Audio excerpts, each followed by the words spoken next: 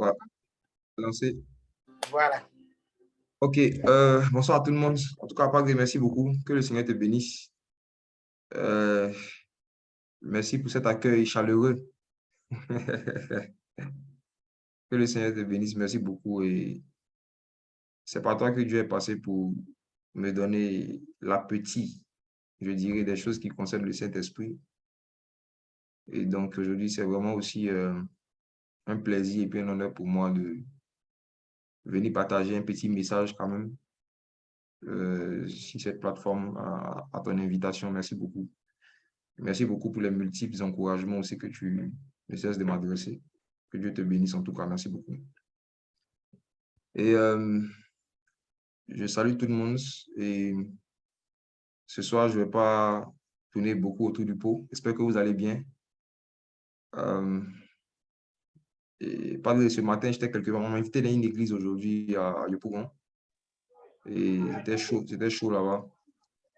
Je pensais que ça allait vite finir, mais ce n'a pas forcément été le cas. Et donc, quand on a fini, je suis rentré rapidement me reposer et puis venu me connecter ici. Donc, c'est ma deuxième prédication de la journée. Alors, nous allons parler ce soir de comment grandir en sagesse dans la connaissance de la folie, pas la connaissance de la folie. Je sais qu'en voyant le sujet ainsi, cela peut paraître obscur. Je dirais peut-être voire abstrait pour certaines personnes. Mais quand on va commencer à ouvrir les Écritures, vous allez voir que c'est rien de particulier. Alors, je vais demander à chacun aussi de faire l'effort de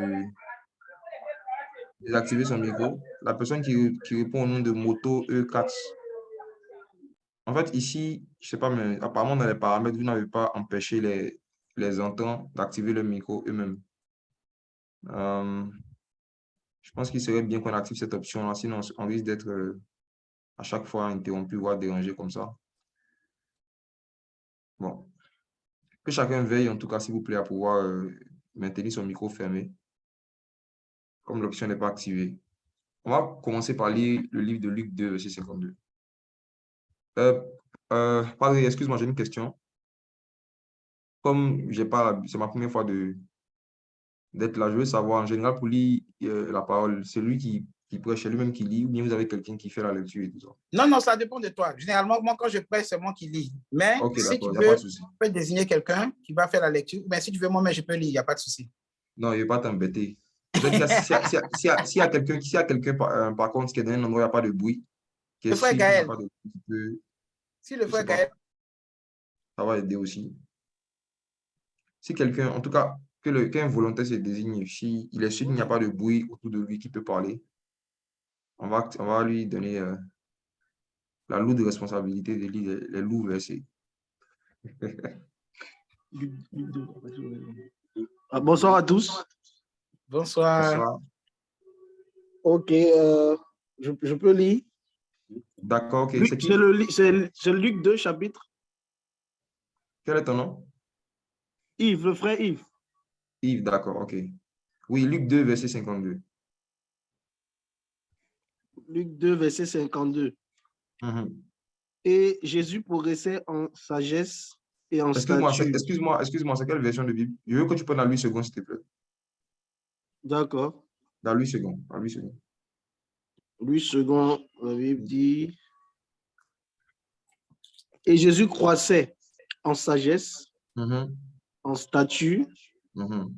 et en grâce devant Dieu et devant les hommes. Amen. Merci beaucoup. Amen. Alors, la Bible dit que Jésus croissait en sagesse, en stature et en grâce. C'est l'un des versets qui a déclenché ma recherche maladive de la sagesse.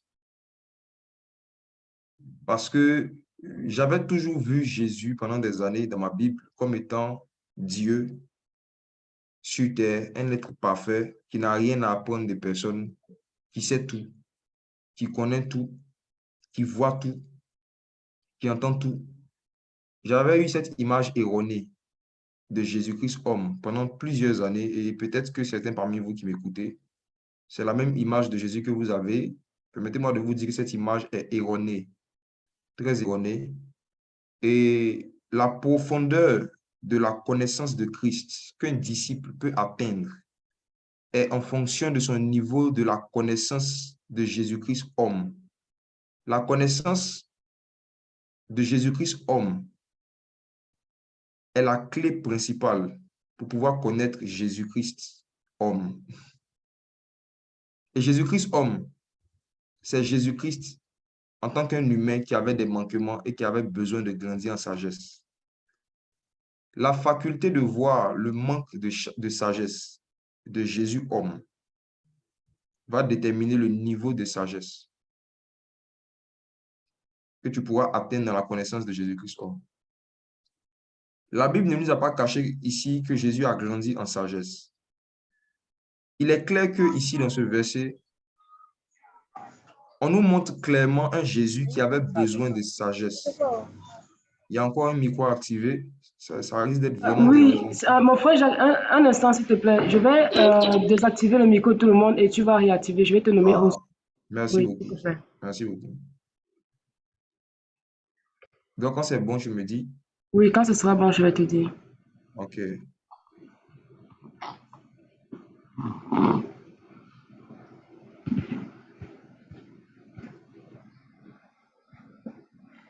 Donc là, je vais te nommer admin et puis je vais désactiver mon micro.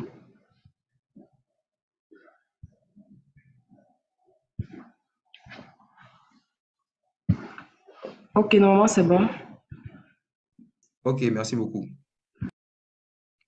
D'accord. Donc, je disais que les Écritures ne nous ont pas caché que Jésus, arrivé à un moment de sa vie terrestre, a manqué de sagesse. Et conséquence, il devait grandir en sagesse. Quand vous lisez les évangiles et que vous voyez le mot Jésus, cela ne signifie pas toujours Dieu. Parce que Dieu ne peut pas grandir en sagesse. Dieu n'a pas besoin de grandir en sagesse.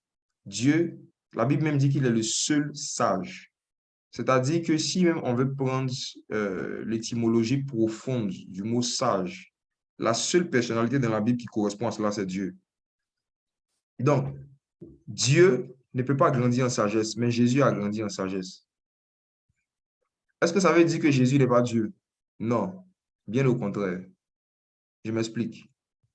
En fait, Dieu aussi a prouvé sa divinité en prenant une forme humaine et en passant par toutes les étapes par lesquelles un humain normal passe pour atteindre le stade de la divinité. La Bible dit dans Philippiens 2 que Jésus existait en forme de Dieu. Mais lui qui existait en forme de Dieu, il n'a pas regardé comme quelque chose qu'il devait absolument conserver, le fait d'être égal à Dieu. Mais il est venu sur la terre comme un simple homme, comme un simple homme, comme un simple homme, comme un simple homme. Et en tant qu'un simple homme, il a accepté de faire 9 mois, comme tout le monde, dans le ventre d'une femme. Il a accepté de sortir du ventre de cette femme. Jésus a tété le lait maternel. Jésus a fait caca. Pour ceux qui ne savaient pas, il y a des chrétiens qui pensent que Jésus n'a jamais fait caca. Jésus faisait caca. Il a fait pipi. Jésus s'est lavé. Jésus a grandi en sagesse. Et Jésus a atteint une stature. La Bible dit qu'il grandissait en sagesse, en stature. La stature, c'est la forme et la taille que quelqu'un peut atteindre. C'est un niveau de forme, une structure. C'est la structure de quelqu'un. Donc, Jésus s'est soumis à tous les processus légaux de croissance qui existent sur la terre jusqu'à ce qu'il atteigne la stature parfaite, celle de Dieu. Mes frères et sœurs, seul Dieu peut quitter sa forme de Dieu, se faire complètement homme et puis réatteindre le stade de Dieu. L'humanité de Jésus-Christ, qu'il a démontré en se dépouillant de sa sagesse et de sa connaissance, en se dépouillant de sa divinité, pour vivre comme un simple homme, est la preuve même de sa divinité. Parce que s'il n'était pas Dieu quelque part, il n'allait pas pouvoir vivre comme un homme sans péché. Le fait qu'il a vécu sans péché et le fait qu'il s'est soumis à tous les processus légaux de croissance qui existent sur la terre est la preuve même qu'il était Dieu. Donc, mes frères et sœurs, il a fait ça aussi pour nous donner de l'espérance. pour nous dire que c'est possible qu'un simple homme qui manque de sagesse grandisse en sagesse, en stature et en grâce jusqu'à atteindre la stature parfaite du Père. Mes frères et sœurs, dans les Écritures, à chaque fois qu'un homme a atteint une certaine stature divine, Dieu l'a enlevé. L'enlèvement se déclenche lorsque la stature d'un enfant de Dieu est en train d'atteindre celle de la divinité. Ça a été le cas d'Enoch. Enoch marcha avec Dieu et il ne parut plus. La Bible dit il ne fut plus dans Louis II. Dans certaines traductions et surtout dans l'hébreu, on dit il ne parut plus. Il ne parut plus. Ça veut dire qu'il est devenu invisible. Ah. Enoch a marché avec Dieu à un certain niveau, au point où Enoch était devenu invisible. Ça veut dire qu'il y a un niveau de spiritualité que Enoch avait atteint, où Enoch avait la faculté d'être dans un endroit sans qu'on le voie. C'est ce même niveau, en fait, que Jésus avait atteint. Quand vous regardez Jésus, la Bible dit qu'un jour, il a dit quelque chose et les pharisiens sont venus le prendre et ils l'ont mené jusqu'au sommet d'une montagne. On voulait le pousser, le précipiter. Et Jésus, qu'est-ce qui s'est passé? La Bible dit qu'il est passé au milieu d'eux.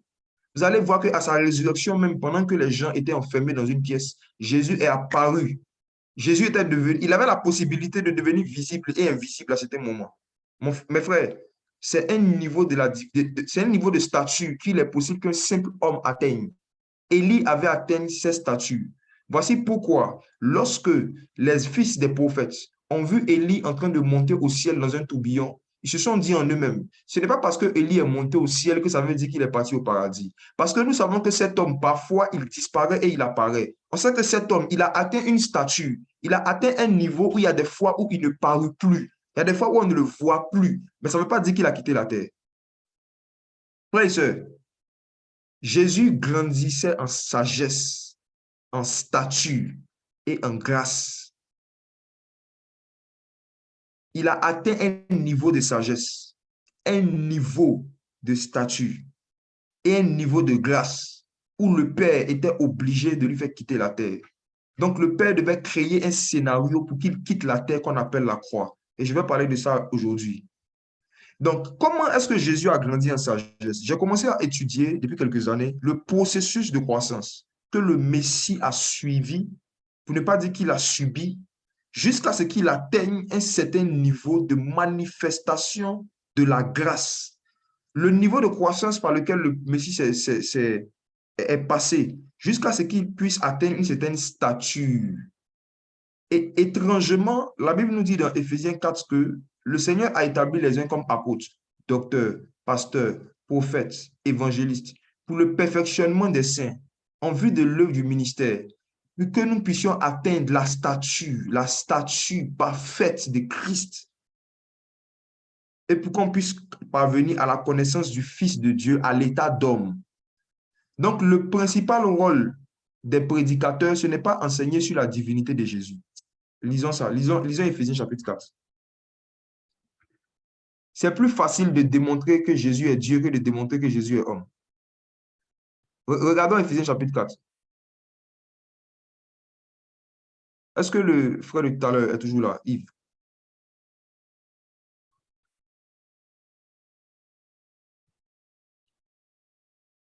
Allô? Bon, Flo, est-ce que tu peux m'aider à faire à lire, s'il te plaît, si tu es disponible?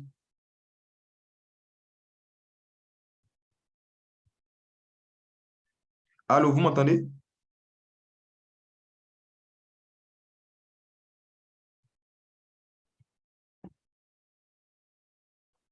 Ah, apparemment, il n'y a personne. Bon, écoutez, lisons Éphésiens 4.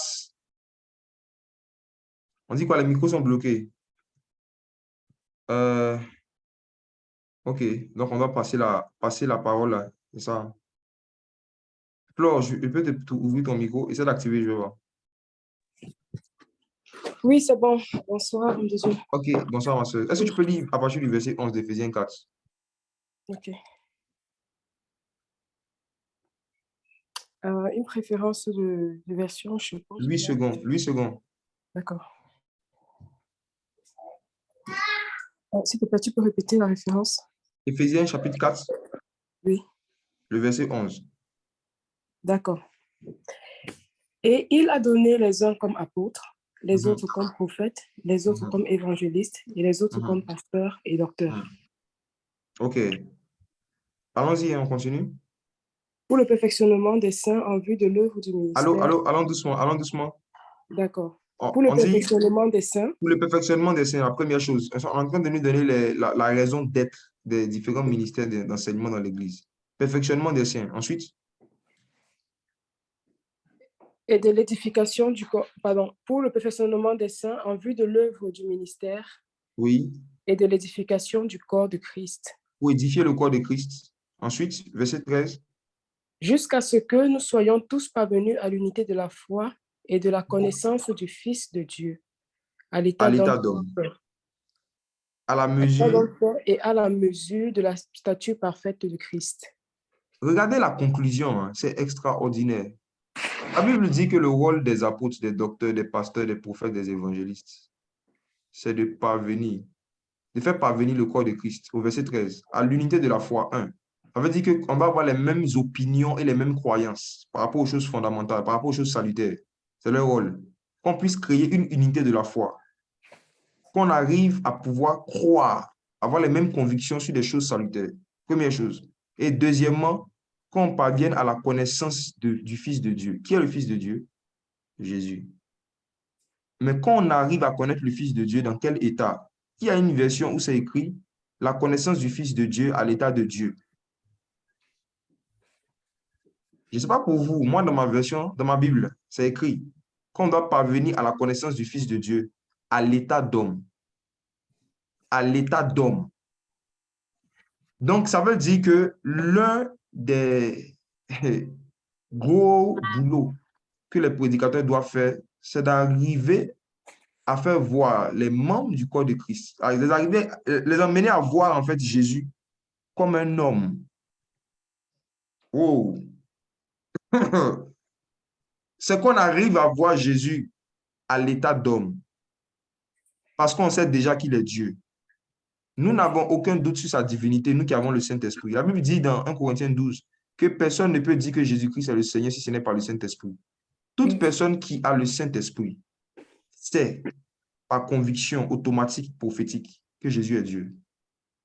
En tant qu'esprit, il est Dieu. Mais nous parlons de Jésus en tant que celui qui a marché sur la terre pendant environ 34 ans. C'est de lui que nous parlons. Le Jésus qui a marché sur la terre pendant environ 34 ans, c'est de lui que nous parlons. Quand nous le lisons dans les Écritures, comment est-ce qu'on le voit? Est-ce qu'on le voit à l'état d'homme? Le Saint-Esprit veut que tu le vois à l'état d'homme. Il veut que tu le vois comme un homme. Pourquoi? Pour que tu sois conscient que toi aussi, en tant qu'un homme, tout ce par quoi il est passé, tu peux passer par les mêmes choses et tous les stades spirituels qu'il a atteints sur la terre, tu peux atteindre les mêmes stades. Pourquoi? Parce qu'il les a atteints en tant qu'un homme. Ce n'est pas parce que Jésus était Dieu qu'il a fait certains miracles. Ce n'est pas parce que Jésus était Dieu qu'il manifestait une certaine puissance. Pas parce qu'il était Dieu. C'est parce qu'il était un homme qui avait grandi en sagesse. Et le Seigneur veut que nous puissions voir en fait Jésus en tant qu'homme, afin qu'on ait la foi que nous aussi, comme il a été, nous pouvons être. Le Seigneur veut qu'on voit Jésus en tant qu'homme, afin que dans notre cœur, lorsqu'on va lire que le Seigneur nous dit, vous allez faire les mêmes œuvres que moi et de plus grandes, qu'on ne prenne pas ça pour une parabole, qu'on comprenne qu'on peut faire vraiment les mêmes œuvres si on grandit dans la même sagesse, dans la même stature, dans la même grâce. On pourra faire les mêmes œuvres et de plus grandes. Quand Jésus a dit à ses disciples, celui qui croit en moi va faire les mêmes œuvres et de plus grandes. Mes frères, lui-même, il a commencé à faire les œuvres lorsqu'il a grandi en sagesse. Ça commence par là. Je veux vraiment vous dire que pour faire les mêmes œuvres que Jésus, il faut avoir la même sagesse. C'est la sagesse qui produit les œuvres. C'est la sagesse qui produit les miracles, mes frères et sœurs. Aujourd'hui, il y a des miracles bizarres qui se passent dans les ministères, qui n'ont rien à voir avec les miracles qu'on voyait Jésus manifester. Aujourd'hui, il y a des paroles de connaissance des prophéties étranges, bizarres, qui n'ont rien à voir avec ce qu'on voit Jésus manifester. Pourquoi? Parce que les gens ne grandissent pas en sagesse comme Jésus a grandi en sagesse, mais ils veulent prophétiser comme Jésus. Jésus prêchait un jour et il a dit, la sagesse sera justifiée par ses œuvres. Donc, les œuvres qu'on voyait se manifester, c'était l'une des manifestations de l'esprit de sagesse. Et j'ai découvert dans ma Bible que l'esprit de sagesse fait plus de miracles que l'esprit de prophétie. Mais ce n'est pas le sujet d'aujourd'hui. Le sujet, c'est comment grandir en sagesse. Et le moyen par excellence par lequel on peut grandir en sagesse, c'est en cherchant à étudier la folie, par la connaissance de la folie. La folie. Et par rapport à ça, on va lire un verset qui le dit. Ecclésiaste. Lisons Ecclésiaste chapitre 7, verset 25.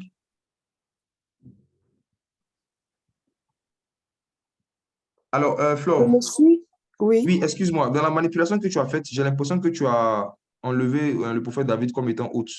en Donc, fait, il n'a pas donc, activé, Coros n'est pas activé dans ses paramètres, donc oui, il n'y a qu'un seul autre à un moment donné. ah, Mais à tout moment, il peut reprendre le contrôle, hein. ok, d'accord. Ok, d'accord. Pas de souci. Euh, Attends, j'ai fait quelque chose. Pardon, Padre, tu peux activer ton micro, s'il te plaît? Et mon micro. Allô? Mon Oui, oui, mon micro est Padre. activé. Ah bon, à cause du Oui. paramètre qui est changé, c'est pas mieux qu'il laisse ton micro ouvert tout le temps, comme ça? D'accord, il n'y a pas de souci. Ou bien tu préfères que ça reste fermé? Oui, je voulais que ça reste fermé pour qu'on puisse t'écouter. Mais il n'y Ok, a pas de il problème, il n'y a pas de bruit chez moi aussi. n'y a pas de bruit, non? Ok, bon, on va le laisser ouvert, c'est mieux. OK, allons-y. Comme ça, il va savoir que je ne suis pas seul dans la salle. Amen. Je suis là, allons-y. Ok, Ecclésiaste 7, verset 25, Flore, allons-y. Je me suis appliqué dans mon cœur à connaître et à sonder et à chercher la sagesse et la Mhm, raison des choses, mhm, et à connaître la folie de la méchanceté et la stupidité de la sottise. Amen. Ah, ce soir, je pense qu'on va parler des choses bizarres. Il y a un homme qui s'appelait Salomon. C'est lui qui est en train de parler ici et il parle par l'Esprit de Christ. Ça veut dire qu'il était rempli de l'Esprit de Christ. Donc, il y a des choses qu'il disait, qui le concernaient, mais qui concernaient en même temps le Messie qui devait venir. En lisant les propos de Salomon, Salomon a annoncé d'avance comment est-ce que Christ allait grandir en sagesse. Salomon a montré comment est-ce qu'un enfant de Dieu grandit en sagesse, comment on cherche la sagesse, comment on grandit en sagesse. Et par rapport au mode de recherche et de croissance dans la sagesse, Salomon nous donne une information ici. Salomon dit ici que il a appliqué son cœur à connaître, à sonder et à chercher la sagesse et la raison des choses. Faisons pause, arrêtons-nous un peu là. Salomon dit que lui, il a appliqué son cœur à chercher à connaître, à sonder la sagesse. Pourtant, ce Salomon-là, la Bible dit que Dieu l'avait apparu dans un songe, n'est-ce pas? Et Dieu lui avait dit que je te donne plus de sagesse qu'aucun homme avant toi n'a eu dans le domaine de la politique. Donc, comment est-ce que quelqu'un qui était l'homme le plus sage du monde en son temps, malgré qu'il avait reçu l'onction des sagesses plus que tout le monde, il cherchait la sagesse encore? Question. Ça, c'est un mystère. Il y a deux mystères dans cette vérité. La première, c'est que en fait, toute chose que Dieu nous donne en abondance, dans le fond, nous ne l'avons pas. Ça, c'est fort. C'est fort. Je reprends. Tout ce que Dieu nous donne en abondance, dans le fond, nous ne l'avons pas. Je prends un exemple pour m'expliquer. Si par exemple tu dis, Seigneur, j'ai soif, je veux beaucoup d'eau, je veux beaucoup d'eau, c'est ce que Dieu va faire. Il va dire, OK, je te donne beaucoup d'eau au point où il n'y a personne à part toi en Belgique, Flore, qui a eu autant d'eau. C'est ce que Dieu va te dire. Maintenant, quand il va finir dans la pratique, c'est ce qu'il va faire. Il va te donner un grand récipient. Il va te donner un seau qui peut contenir 500 millions de litres d'eau. Et maintenant, une fois que toi, tu as le récipient, tu dois chercher l'eau. En fait, Dieu va augmenter ta capacité de pouvoir chercher et emmagasiner ce que tu lui as demandé. Mais ce n'est pas qui t'a donné la chose dès le départ. Salomon a demandé la sagesse. Et Dieu dit, je t'exauce. Comment Dieu l'exauce? Dieu a augmenté ses capacités et ses facultés à chercher la sagesse. Dieu a augmenté ses capacités et ses facultés à trouver la sagesse et à la sauvegarder à l'intérieur de lui. Donc, une fois que Dieu lui a dit, je te donne la sagesse, Salomon a commencé à chercher la sagesse comme un malade. Et l'une des manières dont on reconnaît les hommes à qui Dieu a donné quelque chose en abondance, ce sont des gens qui sont toujours en train de chercher la même chose. Quand Dieu va te donner sa présence en abondance, tu seras toujours en train de chercher la présence de Dieu. Quand Dieu va te donner de l'humilité en abondance, tu seras toujours en train de chercher l'humilité. Quand Dieu va te donner l'amour en abondance, tu seras toujours en train de chercher l'amour. En fait, le jour où tu arrêtes de chercher une chose, c'est la preuve que tu ne l'as plus. Et tant que tu es en train de chercher la chose, c'est la preuve que tu l'as. C'est comme ça que le monde spirituel fonctionne. Donc, Salomon a commencé à chercher la sagesse. Salomon a commencé à appliquer son cœur, à pouvoir comprendre la sagesse. Il dit en faisant deux choses. Premièrement, en cherchant la raison des choses. Au verset 25. Ça veut dire quoi? Je prends des exemples pratiques. Tu regardes ta vie de prière. Avant, je priais régulièrement. Je priais chaque jour. Aujourd'hui, je ne prie plus. Quelle est la raison pour laquelle aujourd'hui je n'arrive plus à prier? Question simple, réponse profonde. Quand tu vas trouver la raison, qu'est-ce qui a fait que tu n'arrives plus à prier? Tu auras trouvé la sagesse. La sagesse, l'une des manières de la chercher, c'est chercher la raison des choses. Pourquoi est-ce que les choses se passent comme ça? L'une des manières de chercher la sagesse, c'est chercher à comprendre la raison des choses. La raison des choses. Avant, mon mari me respectait. Il me parlait avec amitié.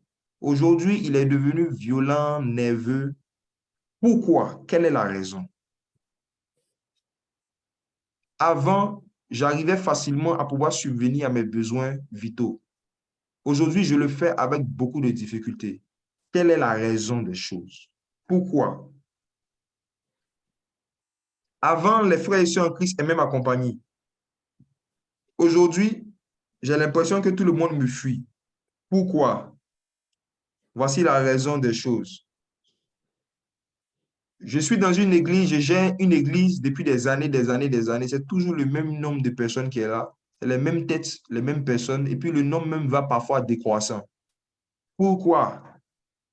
La raison des choses. La raison des choses. Avant, je prophétisais avec une certaine aisance. Aujourd'hui, je n'arrive plus à le faire. Avant, j'arrivais à donner des paroles de connaissance par le Saint-Esprit avec une certaine aisance. Aujourd'hui, je n'arrive plus à le faire du tout. Pourquoi? La raison des choses. Avant, je ne pouvais pas faire une semaine sans recevoir un songe, sans que Dieu me parle en songe, sans que je sois divinement averti en songe de certaines choses à venir. Aujourd'hui, je ne vis plus ça. Pourquoi? Dis avec moi, la raison des choses. Une des manières de grandir en sagesse, de chercher la sagesse, c'est de s'asseoir pour chercher la raison des choses, comme le verset le dit. Chercher à connaître pourquoi les choses se passent comme ça. Pourquoi les choses ne vont plus. Pourquoi? Pourquoi? La raison des choses. Salomon dit qu'il a passé sa vie à faire ça. C'est la première manière. Donc, il a grandi en sagesse. Deuxièmement, il dit maintenant qu'il a cherché à connaître la folie de la méchanceté et la stupidité de la sottise. Et c'est la partie qui m'intéresse le plus. Waouh! Salomon dit, je veux grandir en sagesse. Donc, qu'est-ce que je vais faire? Je vais étudier. Je vais chercher à comprendre et à connaître c'est quoi la folie. La folie de la méchanceté surtout. Et la stupidité de la sottise. Ce soir, mes frères, je vais vous montrer un peu comment est-ce qu'on peut grandir en sagesse en étudiant la stupidité de la sottise. Je ne sais pas si tu avais déjà vu cette phrase. Stupidité de la sottise. La stupidité de la sottise, oui, oui. Ça veut dire que la sottise est déjà bête. Mais Et puis ça, la stupide encore. La sottise est stupide encore. C'est-à-dire que c'est un niveau de folie et de bêteté qui se manifeste dans l'humanité. Et en étudiant ça, tu peux grandir en sagesse. Pourquoi les gens, la folie de la stupidité, la sottise de la bêteté. c'est fort. Il y a 3 groupes d'individus dont nous pouvons étudier la folie dans le but de grandir en sagesse. 3 groupes d'individus. Pour ceux qui notent. La première personne dont nous devons étudier la folie, c'est nous-mêmes. On peut grandir en sagesse en étudiant notre propre folie, par la connaissance de notre propre folie. Je vais parler ensuite du fait qu'on peut grandir en sagesse en étudiant la folie des anges. Les anges que vous connaissez, les anges de Dieu qui sont au ciel. On peut grandir en sagesse en étudiant notre propre folie. On peut grandir en sagesse en étudiant la folie des anges. Et troisième catégorie, on peut grandir en sagesse en étudiant la folie de Dieu. Parce que les Écritures, on va le voir, ne nous ont pas caché que l'être le plus sage de tous les temps et en même temps l'être le plus fou de tous les temps. Et son nom, c'est Jésus. Et en étudiant la folie de Dieu, la folie des anges et notre propre folie, on grandit en sagesse. Wow. Premièrement, ce qui concerne notre propre folie. Prenons... Ah, il y a le micro de Flore qui est désactivé, m'a-t-elle dit. Attendez, je... Oui, Flore, vas-y, c'est d'activer. On va prendre ensemble le livre de Proverbes, chapitre 3, verset 7. Par rapport à notre propre folie. Ne sois point sage à tes propres yeux, crains l'Éternel et détourne-toi du mal. Première information, pour identifier sa propre folie, la stupidité de la sottise de soi-même. Ne sois pas sage à tes propres yeux. Ça veut dire quoi? Ne laisse personne ni rien te convaincre dans ton cœur que tu es sage. Peu importe les exploits que tu vas faire dans la vie, peu importe les résultats que tu vas atteindre dans un domaine, ne laisse personne ni rien te pousser à te voir à tes propres yeux comme quelqu'un qui est sage. Et celui-même qui a dit ça, c'était l'homme le plus sage de son temps. Mais apparemment, il ne se voyait pas sage à ses propres yeux, lui-même, Salomon. L'une des manières de chercher la sagesse, c'est de chercher à se voir toujours soi-même comme quelqu'un qui n'est pas encore sage. Et pour que toi-même, tu puisses arriver à tes propres yeux, à te voir comme quelqu'un qui n'est pas sage, il faut que tu aies l'habitude de lister et de reconnaître les actions que tu poses, les comportements que tu as qui sont contraires à la sagesse, tes défauts. Il faut que toi-même, tu sois capable de connaître tes défauts. Les gens ne sont pas obligés de connaître tes défauts, mais toi, tu dois les connaître. Si tu ne connais pas tes propres défauts, si tu ne les maîtrises pas, si tu n'es pas capable toi-même de te citer tes défauts de manière claire, tu vas forcément te voir comme sage à tes propres yeux. Et celui qui se voit comme sage à ses propres yeux, automatiquement se disqualifie de la liste des personnes qui peuvent grandir en sagesse. Ne te vois pas comme sage à tes propres yeux. Comment tu dois le faire? Fais tout pour maîtriser, pour connaître tes défauts. Il faut que tu puisses connaître tes défauts de manière claire. Il faut que tu connaisses tes défauts sans bégayer, sans ambiguïté. Plus tu vas connaître tes défauts, moins tu vas les manifester. Et les hommes vont t'appeler sage. Les gens vont dire que tu es sage. Les gens vont dire que tu es sage. Le Seigneur n'a pas interdit le fait que tu sois sage aux yeux des gens. Mais il dit, il ne veut pas que tu sois sage à tes propres yeux. Le Seigneur n'interdit pas le fait qu'on voit un homme ou une femme en disant, waouh, il est sage, elle est sage. Ce n'est pas interdit. C'est biblique, mais il n'y a pas de problème. Mais ce que Dieu interdit, c'est que le sage en question se voit à ses propres yeux comme étant un sage. Et c'est un exercice très difficile. Surtout quand les gens ont l'habitude de te faire des compliments sur une apparente sagesse que tu aurais. Je sais de quoi je parle. En ce qui me concerne, je ne me vois pas comme sage à mes propres yeux. C'est ce qui m'aide à ne jamais faire 24 heures. Jamais. Ça fait des années, je ne fais pas 24 heures sans chercher à apprendre quelque chose de nouveau. Je ne fais pas ça. Parce que je me bats pour rester conscient de la sottise, de la stupidité de certains de mes comportements. Et quand tu es conscient qu'il y a en toi des mesures de stupidité, tu seras constamment en train de chercher la sagesse. Si vous voyez un chrétien, si vous voyez un enfant de Dieu qui n'est pas intéressé par l'enseignement, qui n'est pas intéressé par l'instruction, par le fait d'apprendre, par le fait de lire, par le fait d'apprendre des choses, c'est la preuve qu'il ne connaît pas la sottise de la folie de sa stupidité. Quand tu vas être conscient que tu es à un niveau de folie et de stupidité en toi, tu seras toujours en train de chercher la sagesse. Ne sois pas sage à tes propres yeux.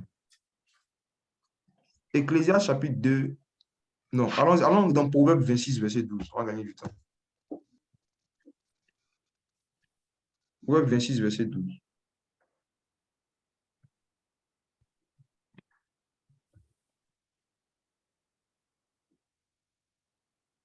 Claude, tu es là? Bon, je vais y aller. Proverbe chapitre 26, le verset 12. Je lis. Si tu vois un homme qui se croit sage, il y a plus à espérer d'un insensé que de lui. Si tu vois un homme qui se croit sage, il y a plus à espérer d'un insensé que de lui. Oh, mes frères, le Seigneur nous a prévenus encore. Il parle toujours de la manière dont toi tu te vois à tes propres yeux, ce que toi tu crois par rapport à toi-même. Il dit que si tu vois un humain qui se croit sage, tu vas tirer plus d'instruction, tu vas tirer plus de sagesse d'un insensé que de lui. Ça veut dire que quelqu'un qui reconnaît qu'il est insensé dans certains domaines, il a plus de choses à apprendre aux autres que quelqu'un qui se croit sage. Mm. Le Seigneur nous a parlé, voici. Je veux maintenant terminer avec un point. Jésus prêchait un jour et il a dit, pourquoi vois-tu la poutre qui est dans l'œil de ton frère? La paille qui est dans l'œil de ton frère, pardon, la paille, et tu ne vois pas la poutre qui est dans ton œil. Ôte premièrement la poutre qui est dans ton œil et tu verras mieux comment après enlever la paille qui est dans l'œil de ton frère. Il parlait cela par rapport aux personnes qui sont plus conscients des défauts des autres que de leurs propres défauts. Il parlait des personnes en fait qui prennent plaisir à pouvoir toujours être des correcteurs. Moi, je les appelle les bics rouges. Chez nous, ici en Afrique, le bic rouge est utilisé à l'école pour souligner les fautes, pour barrer les erreurs, pour faire les ratures. Et il y a l'impression qu'il y a des chrétiens comme ça, eux, leur ministère, c'est bic rouge. C'est-à-dire que Dieu les a oints pour identifier les erreurs, pour souligner les erreurs des autres. Ils ont reçu une onction pour montrer qui est un vrai pasteur, qui est faux pasteur, qui est vrai prophète, qui est faux prophète, qui est le bon ministère, qui n'est pas le bon ministère, les bics rouges du Saint-Esprit. Et voici, le Saint-Esprit même dit à ses propres bics rouges, pourquoi est-ce que vous voyez la paille? Vous arrivez à voir les erreurs qui sont chez les autres. Vous arrivez à voir la folie chez les gens, mais vous n'arrivez pas à voir la sottise de votre stupidité. La poutre est un objet qui est 10 fois plus gros que la paille. Jésus est en train d'enseigner par là que, en fait, en général, lorsque nous reprochons quelque chose à quelqu'un, quand nous ne le faisons pas dans l'amour, ce que nous reprochons à la personne, parfois nous avons un défaut qui est 10 fois plus gros que le défaut que nous reprochons à la personne. En général, quand un reproche est basé sur vraiment la méchanceté et juste l'amour, le fait de prendre plaisir à réprimander les gens, corriger les gens, corriger, dans le fond, en fait, si on nous examine nous-mêmes, on va retrouver une poutre. C'est-à-dire, on va retrouver un caractère qui est 10 fois pire que ce qu'on est en train de reprocher à l'autre. Voici pourquoi l'une des manières de grandir en sagesse, c'est de faire le vœu de ne pas aller chercher à connaître les défauts de quelqu'un, de ne pas méditer sur un individu dans le but de trouver des choses à dire et à redire de la personne. L'une des manières de grandir en sagesse et de rester conscient de sa propre folie pour travailler dessus, c'est de faire le vœu dans la vie chrétienne. Et moi, j'ai fait ce vœu depuis quelques années. Si j'écoute une prédication, si je vais dans une église, si je vois quelqu'un, je ne vais jamais écouter et regarder dans le but de voir s'il n'y a pas des erreurs. Ce cœur-là déjà, cette approche-là déjà, c'est la folie. Cette approche-là déjà, c'est déjà la folie. Le fait d'écouter dans l'intention de trouver des erreurs, tu te mets en position de bic rouge. Parce que le bic rouge, lorsque l'instituteur l'attrape, lorsque le professeur l'attrape, le bic rouge sait que c'est dans un seul but, trouver qu'est-ce qui ne va pas. Et mes frères et sœurs, il n'y a personne parmi nous, en réalité, à qui Jésus a donné ce rôle-là. Au contraire, le Seigneur veut qu'on apprenne à chercher la poutre qui est dans notre œil. Il veut qu'on apprenne à regarder nous-mêmes dans nos vies, qu'est-ce qui ne va pas. Et au cas où on découvre quelque chose qui ne va pas dans la vie d'autrui, ça serait une révélation. Voici. Plus tu découvres la poutre qui est dans ton œil, plus tu découvres la folie qui est en toi, et plus tu cherches les voies et moyens de les corriger, donc tu grandis en sagesse, simplement. Examinons-nous, étudions-nous, analysons-nous, laissons la vie des autres, laissons la vie des gens. Fuyez les chaînes YouTube, les chaînes de télé, les frères en Christ, les causeries qui, à chaque fois que vous devez avoir des sujets de conversation, c'est pour parler de qu'est-ce qui ne va pas dans l'église. L'église va mal, l'église va mal. J'ai vu ce que tel pasteur a fait. L'église ne va pas bien. J'ai vu ce que tel frère a fait. L'église est gâtée. L'église ne va pas bien. Oh, oh, l'église va très bien. L'église ne s'est jamais portée aussi bien dans toutes les générations que dans notre génération. Mon opinion a changé par rapport à ce sujet. L'église est en très bon état. Ce sont les chrétiens qui vont mal. On n'a jamais vu autant de manifestations de la puissance de Dieu, des signes et des miracles de Dieu de notre génération comme dans le temps passé. On n'a jamais vu autant de révélations. La connaissance, la manière dont le mystère de Christ, parlez comme Paul, la manière dont le mystère de Christ est révélé dans notre génération, il n'en est pas ainsi dans le temps passé. L'Église va très bien. Ce sont certains croyants qui individuellement, quand on les prend individuellement, c'est eux qui vont mal. Et ça, il y en a toujours eu dans l'Église. Si on lit la Bible, on voit que pendant qu'à l'Église de Corinthe, il y avait de l'impudicité telle que même chez les non-croyants, il n'y en avait pas. Quand tu jetais un œil à l'Église d'Éphèse là-bas, tout allait bien. Il n'y a jamais eu dans la Bible une époque du corps de Christ où dans toutes les assemblées, tout allait bien. Non. Il y a certaines assemblées où les gens avaient des problèmes, il y a d'autres, les gens n'avaient aucun problème. Donc, ce n'est pas parce qu'il y a de l'impudicité à Corinthe qu'on va dire que le corps de Christ va mal. C'est une folie. C'est un manque de sagesse que de parler comme ça. C'est toi qui vas mal peut-être. Regarde la poutre qui est dans ton œil. N'oublie pas que l'Église est l'épouse de Jésus. Je vous assure, les frères, toute parole arrogante, déshonorante que nous avons prononcée contre l'Église, c'est contre la femme de quelqu'un qu'on a parlé ainsi. Et pour ceux qui sont mariés, ils savent de quoi je parle. Quand quelqu'un est marié, la manière de parler de sa femme, que ce soit vrai ou que ce soit faux, quand la personne est présente, si tu passes son temps à dire ta femme va mal, ta femme s'habille mal, ta femme est perdue, ta femme est égarée, ta femme est comme ça, à force de le dire, même si c'est vrai, tu vas attirer la colère de l'époux sur toi. Et beaucoup de gens ont attiré la colère de Jésus contre eux à cause de leur manière de parler de son épouse, qui est l'Église. Les gens pensent que l'Église, c'est une entreprise humaine ou c'est quelqu'un, c'est une entité religieuse. Aucun époux ne va vouloir être ami et ne va vouloir communier régulièrement avec quelqu'un qui a l'habitude régulièrement de parler de ce qui ne va pas chez sa femme. Même si c'est vrai, je vous dis que vous allez tuer votre intimité avec Jésus. Jésus va s'éloigner de vous. Il y a des expériences avec Dieu qui vont s'éteindre de vos vies. Si vous avez l'habitude de parler toujours de ce qui ne va pas dans l'Église, je vous dis la vérité. C'est l'épouse de Jésus. Et peu importe ce qu'elle est actuellement, il ne l'a pas encore divorcée. Faites attention à votre manière de parler de l'Église. Son mari vous regarde. Son mari vous observe. On peut grandir en sagesse en réalisant qu'il y a des actions de folie, comme ce que je suis en train de décrire, de stupidité qu'on a l'habitude de faire.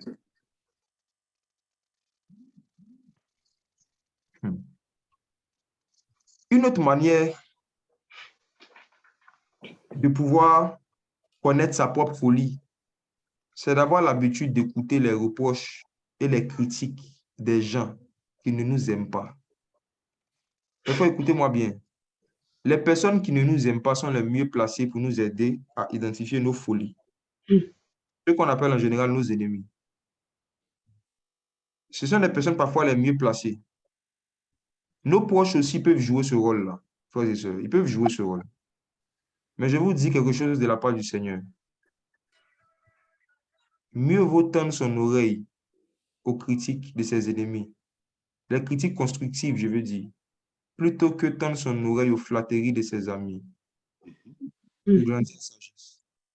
Tu grandis en sagesse si tu as le choix entre écouter deux audios, un audio d'une critique constructive d'un de tes ennemis, ou bien un audio sur des flatteries destructives d'un de tes amis. C'est un ennemi.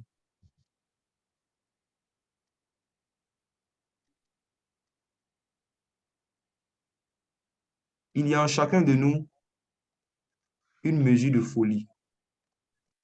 Il y a en chacun de nous des choses qu'on fait qui ne sont pas encore conformes à la volonté parfaite de Dieu. Et ce sera très difficile de nous en rendre compte en écoutant exclusivement des personnes qui ne voient que du bien chez nous. Ce n'est pas mauvais, c'est très valorisant, c'est appréciable d'avoir des personnes autour de soi qui reconnaissent des valeurs et des grâces que nous avons développées. Ça fait du bien. Maintenant, je dis, ça n'aide pas à grandir en sagesse. Ça fait juste du bien. Attends, moi, je suis en train de parler à des gens qui veulent grandir en sagesse. Moi, s'ils viennent, tu me dis, ah, vraiment, frère, tu as la maîtrise de soi, tu es doux. Amen. C'est vrai. Mais ça ne me fait pas grandir en sagesse.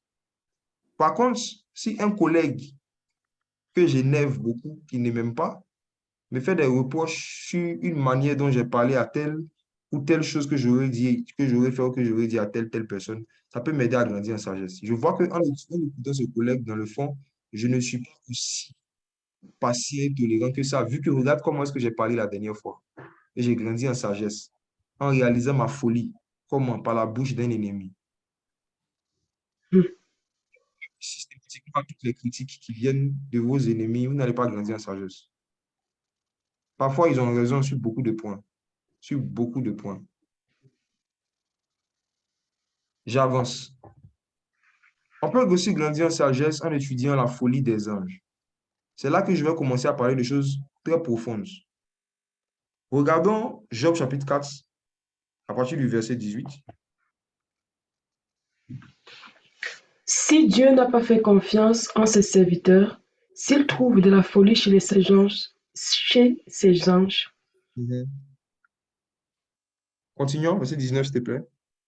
combien plus chez ceux qui habitent des maisons d'argile, qui tirent leur origine de la poussière et qui peuvent être écrasés comme un vermisseau. OK. C'est l'un des passages où Dieu nous a donné une information qui est vérifiable dans d'autres versets de la Bible. La Bible nous dit ici que Dieu n'a pas confiance en ses serviteurs. Il trouve de la folie chez ses anges. Ah. Il trouve de la folie chez ses anges. Il trouve de la folie chez ses anges. Mes frères, les anges n'ont jamais péché, mais il y a de la folie chez eux. Réfléchissez à cela, pensez-y. Les anges sont saints. Ils sont saints.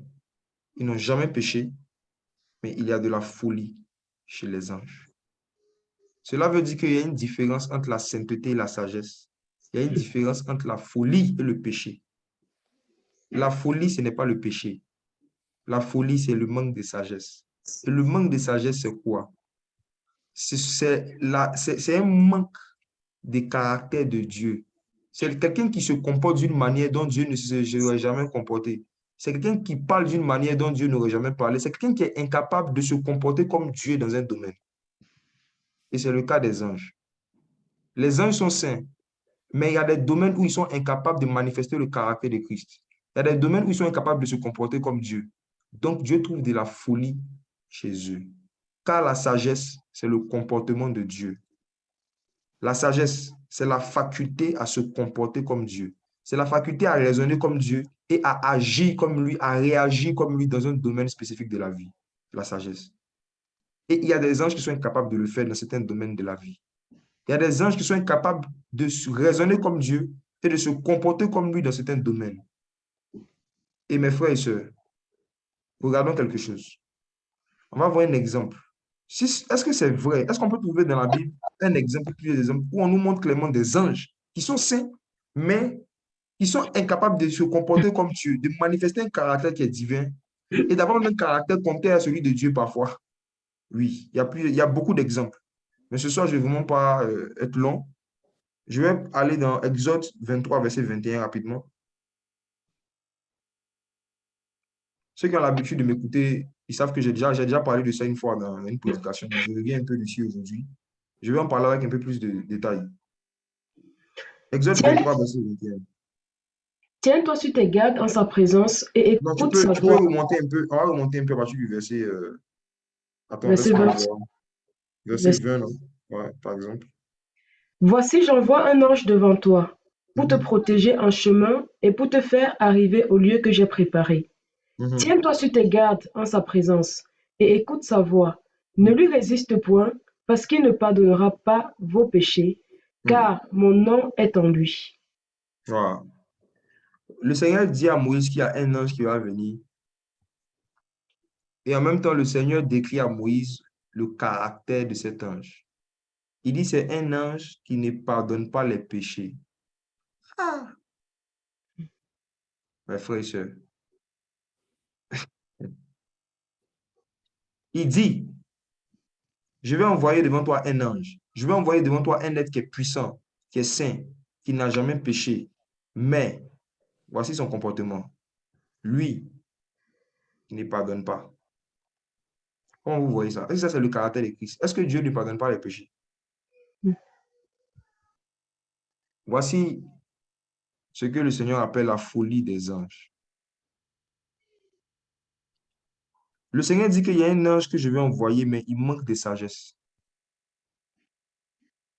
À cause de ça, Moïse, faites attention au comportement que vous allez avoir avec lui.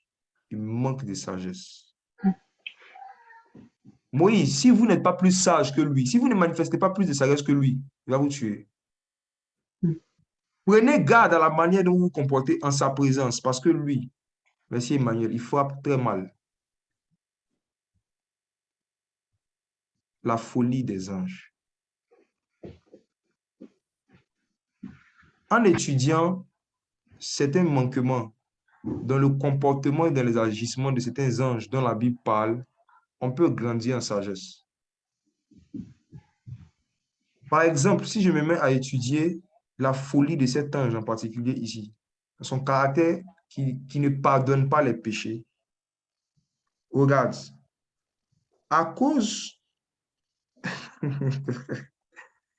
de ce caractère-là que cet ange avait,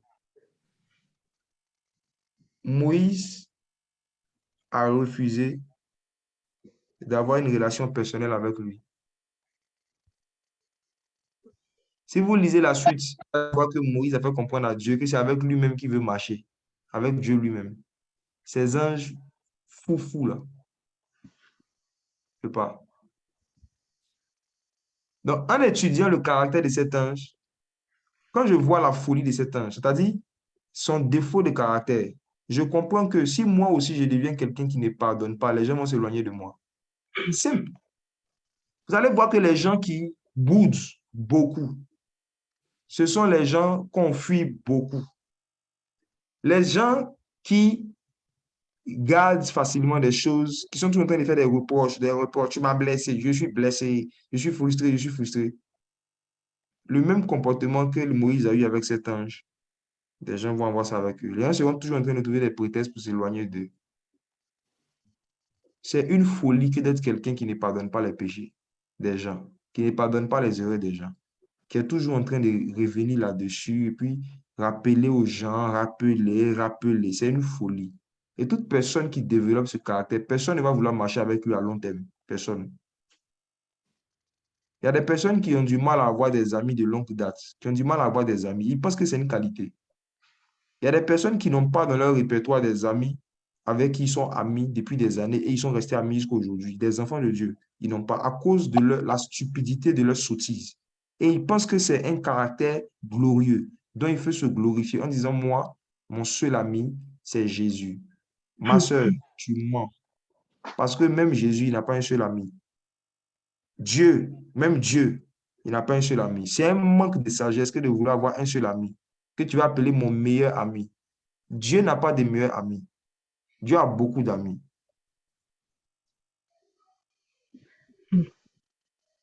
Maintenant, toi, tu penses que c'est parce que tu es trop spirituel ou tu es trop intègre que tu n'arrives pas à avoir des amis. Non, c'est parce que tu es trop fou.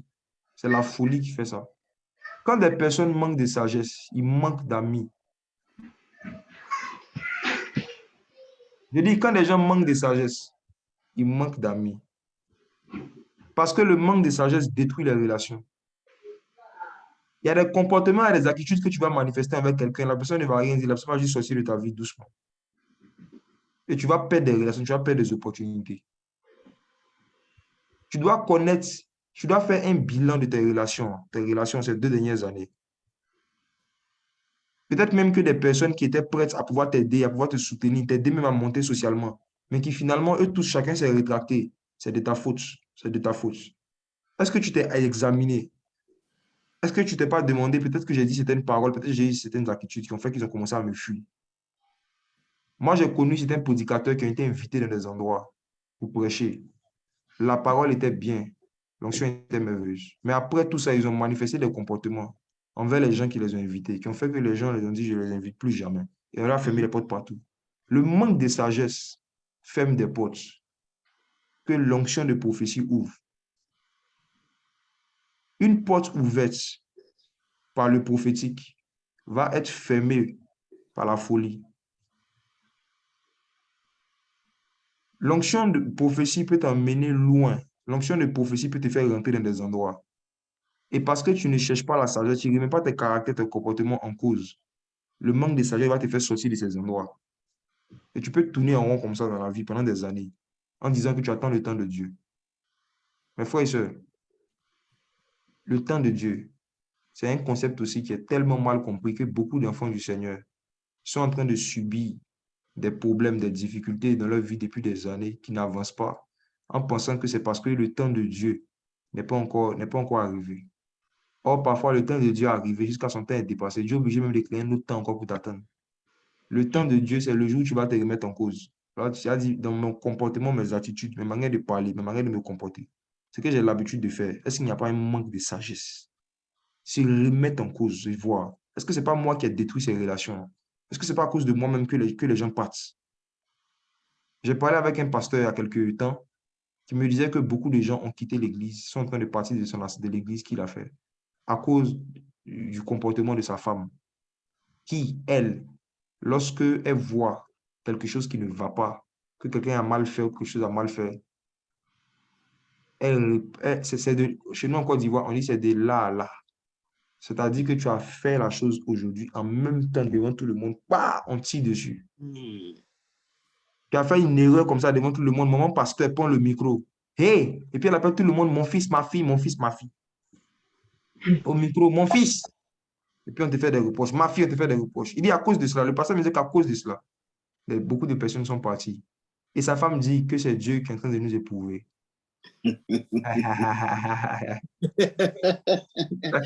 manque de sagesse. Ah, il dit c'est Dieu qui nous éprouve. Eh, Seigneur. C'est Dieu qui nous éprouve. Dieu est en train de trier le blé livré. Comme ça, les versets bibliques sortent de partout. Je t'assure.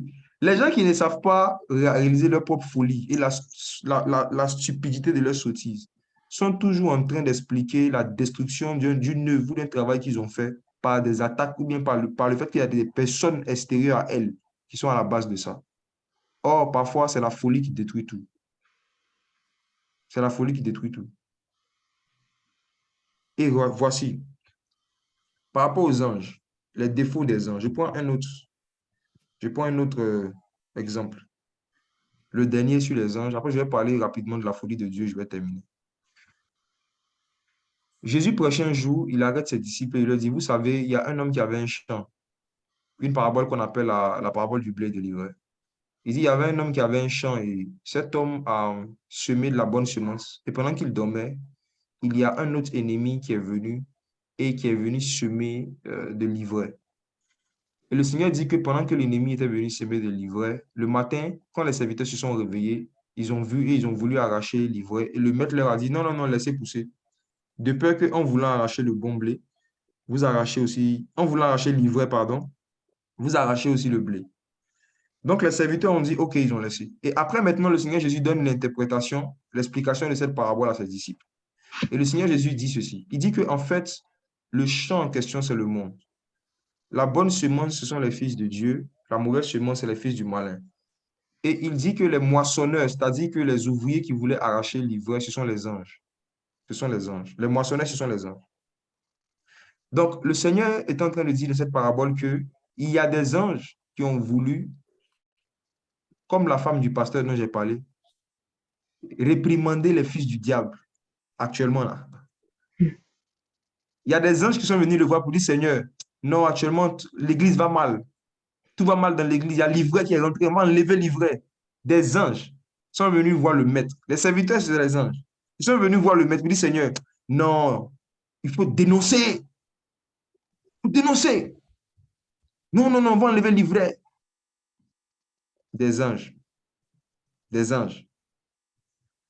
Et qu'est-ce que le maître a dit? Il dit, non, laissez pousser. Il a dit ça à des anges. Il a dit à des anges, laissez le blé livré. À la fin du monde, il y aura une moisson. Et le Fils de l'homme enlèvera de son royaume ceux qui commettent les scandales. C'est écrit noir sur blanc dans Matthieu 13. Maintenant, un ministère que même des anges voulaient faire. Et Jésus leur a dit de laisser. J'ai vu des prédicateurs de notre génération qui disent que Jésus les a envoyés pour faire ça, enlever le livret de l'église. Et beaucoup de chrétiens se sont fait avoir comme ça. Pourquoi en ça?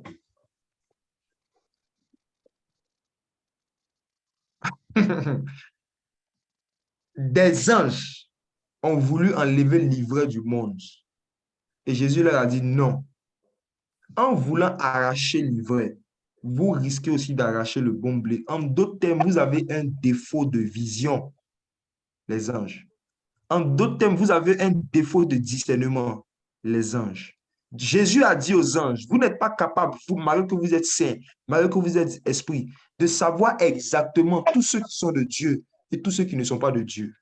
Mais il faut écouter moi.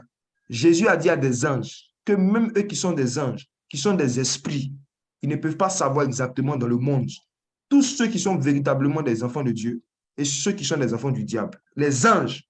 Les anges. Maintenant, il y a certains de vos prédicateurs qui ont réussi à vous faire croire qu'ils ont atteint un niveau de discernement. Eux, ils peuvent savoir exactement tous ceux qui sont de Dieu et ceux qui ne sont pas de Dieu. Et la stupidité de la sottise de ce genre de ministère a contaminé même des enfants de Dieu, j'ai envie de dire lambda, moyens, qui eux aussi ont la sensation qu'ils sont habilités à reconnaître toujours l'ivraie et à reconnaître toujours le blé. Mes frères, c'est le plus haut niveau de folie qu'un disciple de Jésus peut manifester, surtout dans ces derniers temps. Parce que même les anges ont un défaut. Ils ne savent pas reconnaître exactement le blé et l'ivraie. Et eux-mêmes, s'ils veulent jouer à ce jeu, en voulant arracher l'ivraie, ils vont s'attaquer à des véritables enfants de Dieu. C'est à des anges que Jésus a dit. Est-ce que vous me comprenez? Est-ce que vous êtes là? Jésus a même dit à ses anges que le jeu de vouloir savoir où est l'ivraie, où est le blé, où est l'ivraie, où est le blé, vous-même les anges, si vous jouez à ce jeu, vous allez commencer à attaquer des chrétiens, même les anges. Si les anges rentrent dans ce ministère de dénonciation, ils vont dénoncer même des véritables ministères. Des anges même risquent de tuer des vrais serviteurs de Dieu, des anges. C'est fort. Que personne ne vous séduise. Dieu n'a jamais envoyé quelqu'un pour pouvoir séparer le blé et l'ivraie dans l'église. Jamais, jamais, jamais, jamais, jamais. Ça ne va jamais se faire, ça ne va jamais être fait. Jésus a dit, laissez pousser. Je pense que l'année prochaine, il va prêcher un message sur ce thème-là, laissez pousser. Et quand tu laisses pousser, cette attitude de laisser pousser ressemble à de la folie. Pourtant, c'est un haut niveau de sagesse.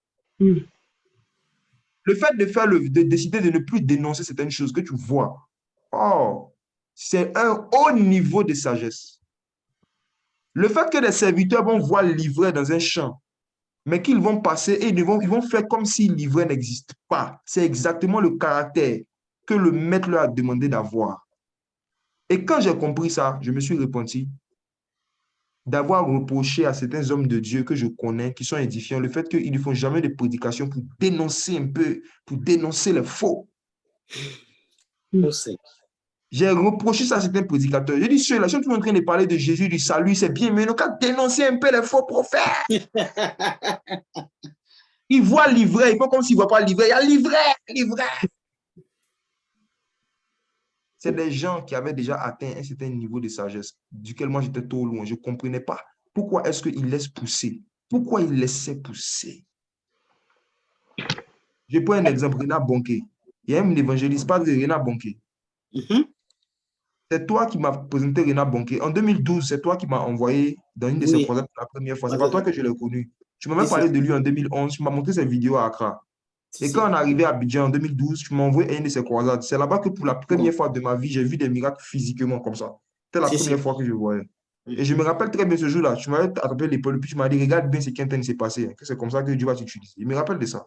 Amen. Donc, j'ai commencé à étudier la vie de cet homme. Et j'ai remarqué que de toutes ces prédications que j'ai écoutées, je n'ai jamais vu ce papa qui a exercé depuis pendant plus de 40 ans. Je ne l'ai jamais vu dans une seule prédication faire un message, une prédication orientée contre un faux prophète, un faux ministère. Il n'a jamais fait ça. Jamais. Il était seulement en train de parler de la moisson, de la moisson, de la moisson. Il parlait toujours du salut des âmes. Je trouvais que, mais à un moment, il dit, attends, mais lui, il est de la compromission, hein? Il est de la compromission. Il a arraché le livret. Il faut dénoncer un peu. Or, il marchait dans le laisser pousser. C'est fort. Ah.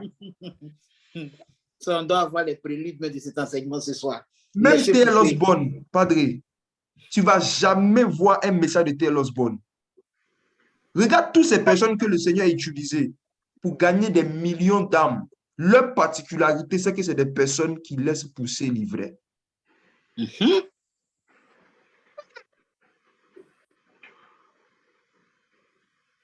Moi, j'ai décidé de prendre cette décision, de cette direction depuis plusieurs mois. Vous n'allez plus jamais me voir me mettre là comme ça dans des vidéos pour m'attarder sur un aspect des livrets en long, en détail, c'est-à-dire parler de ça, parler. Non, je laisse pousser. J'ai vu que c'était la folie. Mais cette folie-là est acclamée par beaucoup de croyants. Ah, wow. La folie des anges. La folie des anges. C'est eux qui ont été les premiers à vouloir manifester cette folie. Jésus les a stoppés net. Il dit non, laissez pousser. De peur qu'en voulant dénoncer les faux prophètes, vous dénoncez aussi les vrais prophètes. De peur qu'en voulant dénoncer les fausses églises, vous dénoncez aussi les vraies églises. Laissez pousser. Aujourd'hui, comme je te disais, j'ai été invité dans une église à Yopougon, une grande église quelque part. Je suis arrivé, je vois beaucoup de choses. Mais je devais monter au micro, à la prédication. Si c'était il y a 2 ans, il y a 3 ans, j'allais commencer à parler de ce que j'ai vu là, qui ne va pas. Ça allait être mon comportement qui est là. Puis quand il allait finir, il allait dire, ouais, tu es un Dieu, tu dénonces. Le voyant. Ouais, tu dénonces. Tout ce que je voyais, c'était passer, toutes les anomalies. Il y avait une seule phrase qui revenait dans mon cœur, laissez pousser. C'est fort, c'est fort. C'est fort. C'est un degré d'amour, c'est un degré d'amour aussi.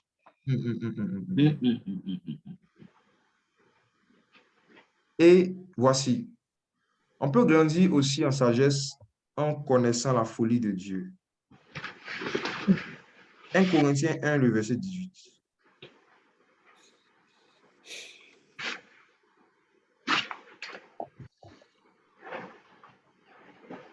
Car la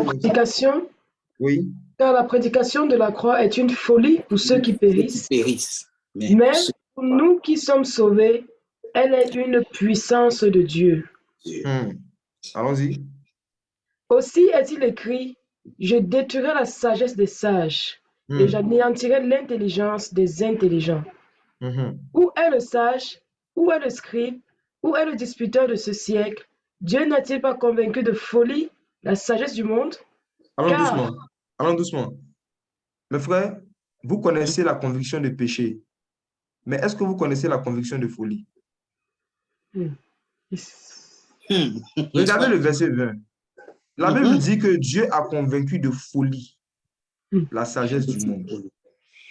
Ma prière pour vous, c'est qu'après ce message, pendant ce message, vous ayez des convictions de folie. Amen. En écoutant tout ça, vous réalisez qu'il y a de la folie dans certains de vos raisonnements et dans certaines de votre manière de voir les choses. Que Dieu crée une conviction de folie.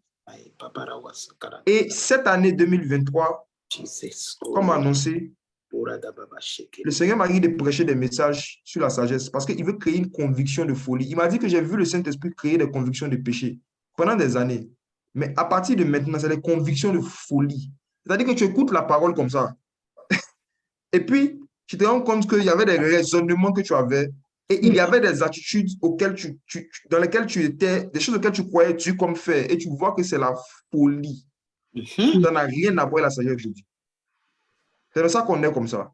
Dieu a convaincu de folie le monde. La conviction de folie, c'est quand Dieu te fait réaliser qu'il y a un raisonnement que tu as, il y a un comportement que tu as, que tu pensais que tu manifestais parce que tu aimais Dieu. Mais dans le fond, tu manifestais ça parce que tu ne connaissais pas Dieu. C'est ton manque de connaissance de Dieu qui te poussait à voir les choses d'une certaine manière, à te comporter d'une certaine manière, à dénoncer certaines choses. Ce n'est pas manque de connaissance de Dieu que tu dénonçais des choses. Et voici maintenant que Dieu te convainc de folie en te mettant dans des expériences avec l'esprit de sagesse et de révélation. En mettant sous tes yeux certaines vérités bibliques simples. Simples. Tu es convaincu de folie. Pas de péché, mais de folie. Verset 21, allons-y. Car, puisque le monde, avec sa sagesse, n'a point connu Dieu dans la sagesse de Dieu, il a plu à Dieu de sauver les croyants par la folie de la prédication. Mes frères, nous avons été sauvés par la folie de la prédication. Notez cela. Ce n'est pas une forme de folie que Dieu nous a sauvés. La prédication de la croix est une folie. Et nous avons été sauvés. Vous qui êtes sauvés, c'est une folie qui vous a sauvés. Voici pourquoi vous devez vous intéresser à la folie. Lisons la suite. Les Juifs demandent des miracles et les Grecs cherchent la sagesse. Nous prêchons Christ crucifié, scandale pour les Juifs.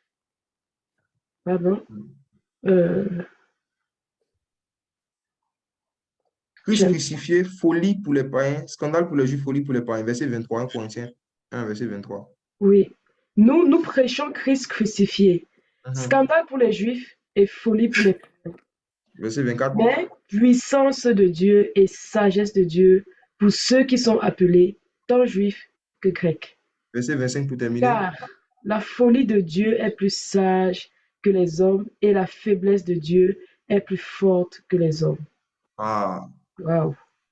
La folie de Dieu est plus sage que les hommes.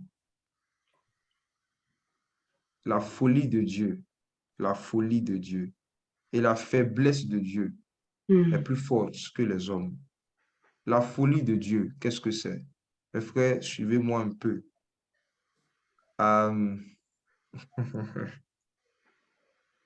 Lorsque l'homme a péché et que l'homme a été chassé de la communion avec le Seigneur, aujourd'hui, Padre a dit quelque chose le matin dans une église, là, les gens ont ouvert les yeux comme ça pour me regarder. J'ai expliqué rapidement, ils ont fermé les yeux, ils ont commencé à applaudir. J'ai dit, quand Adam et Ève ont péché, ils n'ont pas été chassés d'Éden, que c'est ce que moi j'ai pensé avant. Dieu ne les a pas chassés d'Éden. Ils ont ouvert les yeux comme ça. J'ai dit oui. Ils ont été chassés du jardin d'Éden, mais pas d'Éden.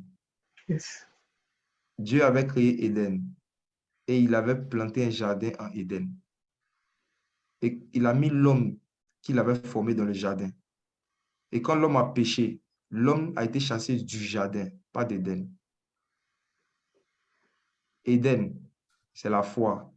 Le jardin, c'est l'intimité avec le Saint-Esprit. On peut être dans la foi et ne plus avoir d'intimité avec le Saint-Esprit. Mais tu es toujours dans la foi. On peut sortir du jardin, mais rester en Éden. Tu peux sortir de la vie de jeûne et de prière, mais être toujours en Christ.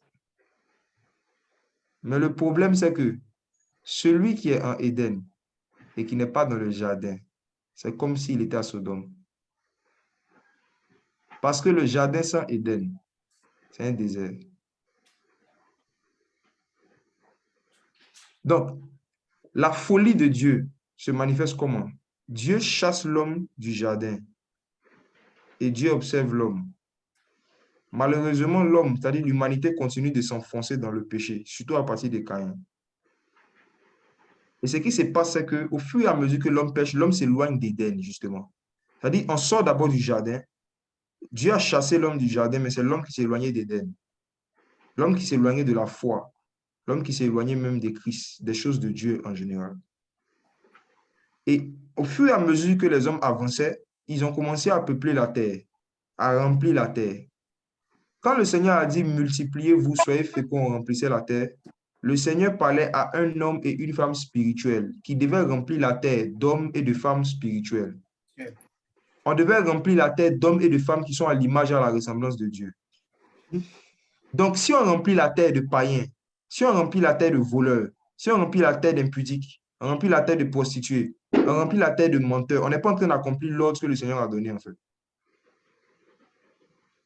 Donc, les hommes ont commencé à remplir la terre et à peupler la terre d'ivrognes, de menteurs, de toutes sortes d'humains qui ne sont pas à l'image et à la ressemblance de Dieu.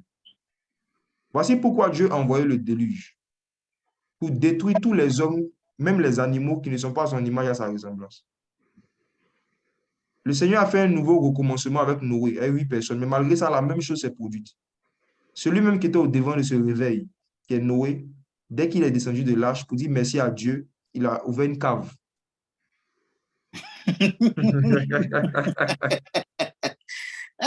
C'est fort, la parole. Il a ouvert cave. Il dit merci à Dieu. Puis il a commencé à boire. À boire. Et malheureusement, cet homme-là, il a rempli la terre parce qu'en maudissant son fils aussi allait remplir la terre des gens maudits. Donc, tu vas voir que dans toutes les générations, la terre a toujours été remplie d'hommes et de femmes qui ne sont pas à l'image et à la ressemblance de Dieu. Donc, Dieu n'a jamais atteint l'objectif qu'il avait donné à Adam, en fait. Oh, Seigneur. Le fait que la terre soit remplie d'hommes et de femmes spirituels, remplie du Saint-Esprit, Dieu n'a jamais atteint cet objectif-là. Jamais. Or, la sagesse de Dieu, c'était que cet objectif-là s'accomplisse à travers un homme et une femme spirituelle, je précise. Mais comme le premier Adam a échoué, Dieu maintenant a décidé de remplir la terre d'hommes et de femmes spirituels en utilisant un homme individuellement sans une femme. C'est-à-dire Jésus. C'est-à-dire Jésus vient sur la terre et il dit à l'effet de toutes les nations des disciples, remplissez la terre. Et à travers la prédication de l'évangile, la terre s'est remplie d'hommes et de femmes remplis du Saint-Esprit à l'image et à la ressemblance de Dieu. Amen. Donc Dieu, il a laissé la sagesse qui veut que la terre se remplisse à travers un couple d'hommes et de femmes et il a utilisé un célibataire pour remplir la terre. Oh, c'est fort, c'est fort. Où tu nous amènes ce soir? Aïe, aïe, aïe, aïe, aïe. Le Seigneur a laissé un homme marié qui avait échoué et il a pris un homme célibataire qui s'appelle Jésus pour remplir la terre, sans rapport sexuel. Donc, la terre a commencé à se remplir selon l'ordre que Dieu avait donné lorsque la prédication de la croix, lorsque l'évangile a commencé à être prêché. Wow. Donc, la folie de Dieu, c'est quoi? La folie de Dieu, c'est que lorsque Dieu veut faire une œuvre sur la terre et que Dieu utilise plusieurs personnes et que ces personnes-là échouent, Dieu utilise moins de personnes. Si Dieu voulait faire une œuvre sur la terre, il a utilisé 3 personnes qui ont échoué, il va utiliser une seule après. Si Dieu voulait faire une œuvre sur la terre, il a utilisé 100 personnes qui ont échoué, Dieu va prendre 10. La folie de Dieu se manifeste dans sa faculté à utiliser ce qui est peu pour faire beaucoup. Donc, en étudiant la manière dont la folie de Dieu s'est manifestée dans le monde, tu peux grandir en sagesse. Tu peux comprendre que peut-être que tu as fait un business avec 10 000 euros, ça a échoué. Tu peux faire un business avec 500 euros, ça va réussir. Tu peux comprendre que tu as voulu commencer un ministère avec 500 personnes et pas aller loin. Mais tu peux comprendre que comme Élie, tu peux avoir un seul serviteur. Tu peux avoir une seule personne avec qui tu commences une œuvre du Seigneur et ça va très loin. Oh, yes. La folie de Dieu te fait comprendre qu'on n'a pas besoin de beaucoup de personnes pour remplir la terre. Ah. La folie de Dieu te fait comprendre qu'on n'a pas besoin d'être nombreux pour que la plénitude de celui qui remplit tout en tous se manifeste. On n'a pas besoin d'être nombreux. Dieu regarde la terre et il dit, je veux remplir la terre d'hommes et de femmes à mon image et à ma ressemblance. Je vais utiliser un seul individu qui s'appelle Jésus.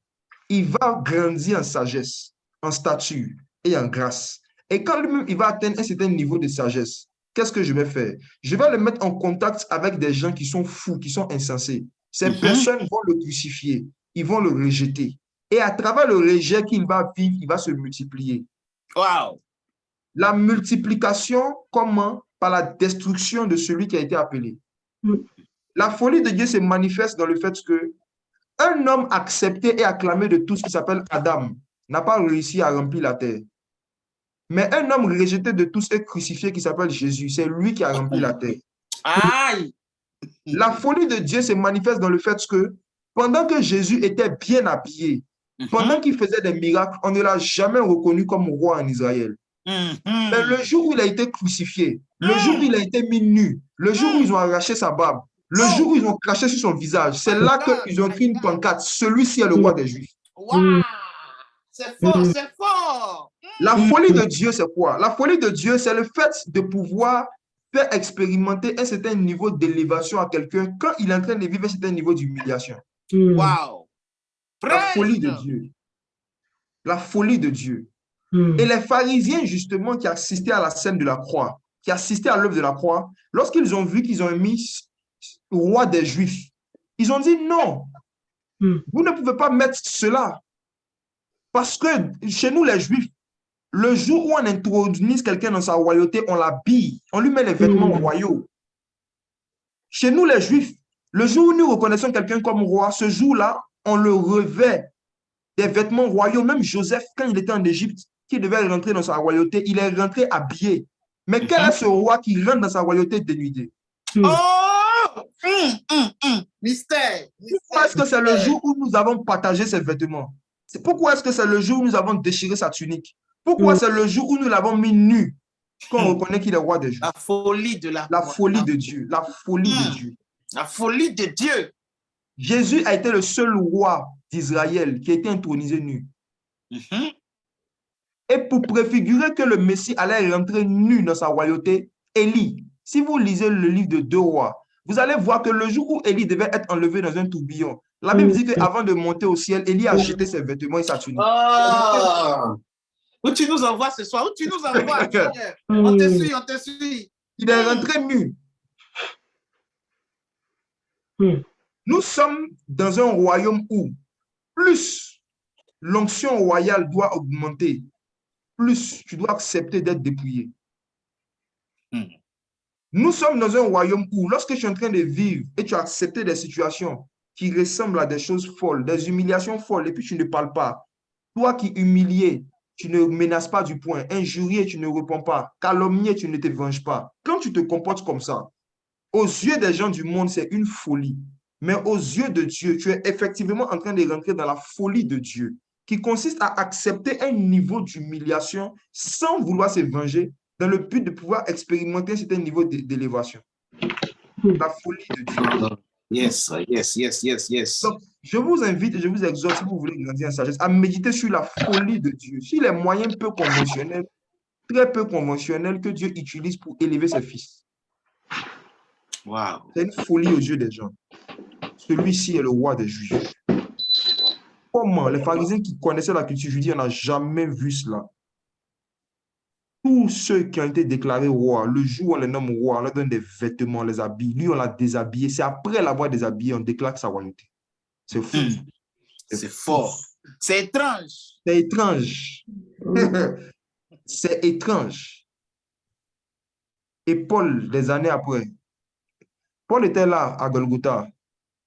N'oubliez pas que, souvent, je sais que beaucoup parmi nous, lorsque nous lisons les évangiles, on ne se rend pas compte que Paul était juif, qu'il était en Israël. Paul n'habitait pas en Côte d'Ivoire. Pendant la vie de Jésus, Paul n'habitait pas en Côte d'Ivoire. Il était en Israël. Paul a sûrement assisté à beaucoup de scènes, surtout qu'il était dans le Sanhédrin. Paul était là, il a vu Jésus. Il a vu tout ce qui s'est passé. Mais comme en ce moment, il n'avait pas le Saint-Esprit, il y a beaucoup de choses qu'il ne comprenait pas. C'est lorsqu'il a reçu le Saint-Esprit que des événements que lui-même il a vus de ses propres yeux, Paul a commencé à les comprendre. Paul s'est rappelé que Jésus a été le seul roi qui a été déclaré roi dans la nudité. Il dit la folie de Dieu est plus sage que les hommes. Il dit la prédication de la croix est une folie. C'est une folie de dire à des païens que c'est un homme mort qui va te donner la vie. C'est une folie. C'est une folie de dire à des païens que c'est par la mort de quelqu'un qu'on reçoit la vie. C'est une folie. On reçoit la vie. C'est pas logique. Parce que dans nos hôpitaux, ceux qui donnent la vie aux malades, les médecins eux-mêmes, ils sont vivants. Dans nos hôpitaux, ceux qui guérissent les maladies, ce sont des gens vivants. Mais dans notre royaume, c'est un homme blessé, malade, lui-même qui sait ce que c'est que la maladie. C'est par ces meurtrissures que nous sommes guéris. On est dans un royaume où ce sont des plaies qu'on utilise pour soigner les gens. Oh, yes. C'est une folie.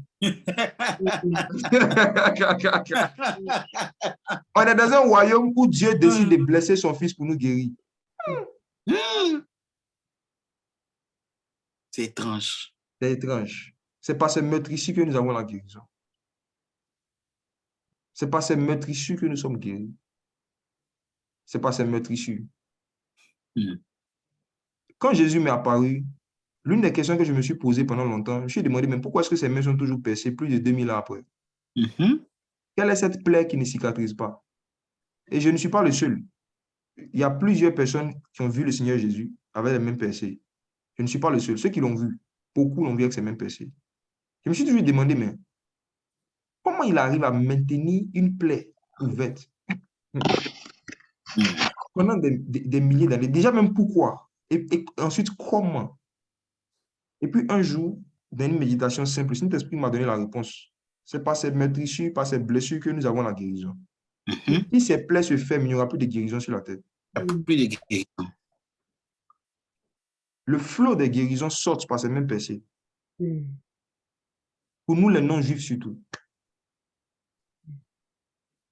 Ces mains-là vont se fermer après l'enlèvement de l'Église.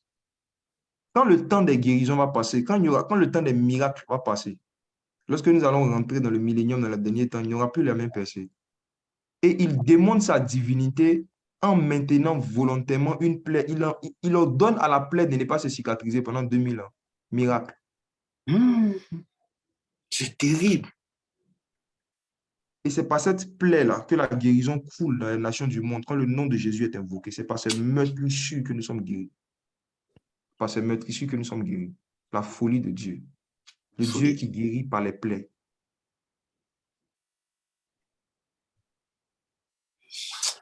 Ouais, c'est fort.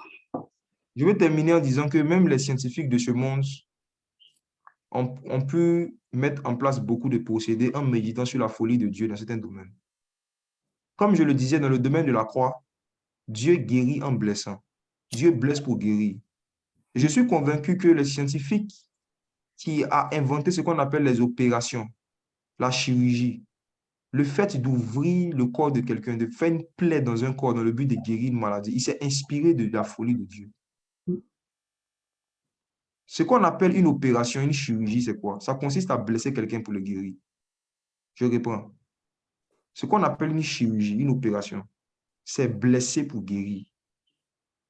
Quelqu'un a une tumeur, on ouvre la partie où il y a la tumeur, on le blesse, on fait une plaie. Et de la plaie, on fait sortir un problème plus grave. Et après, on lui crée un petit problème pour le délivrer d'un grand problème. Ce qu'on appelle la chirurgie, ça consiste à blesser volontairement quelqu'un. Après une lame, blesser quelqu'un volontairement dans le but de le guérir, la folie de Dieu. Il y a beaucoup de blessures que vous avez vécues l'année passée parce que Dieu voulait vous guérir.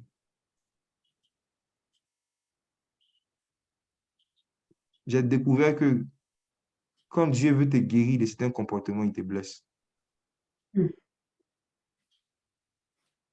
Moi, j'avais l'habitude de donner mon numéro personnel à tous ceux qui me demandaient. C'était un grand manque de sagesse, c'était une grosse folie, je ne savais pas.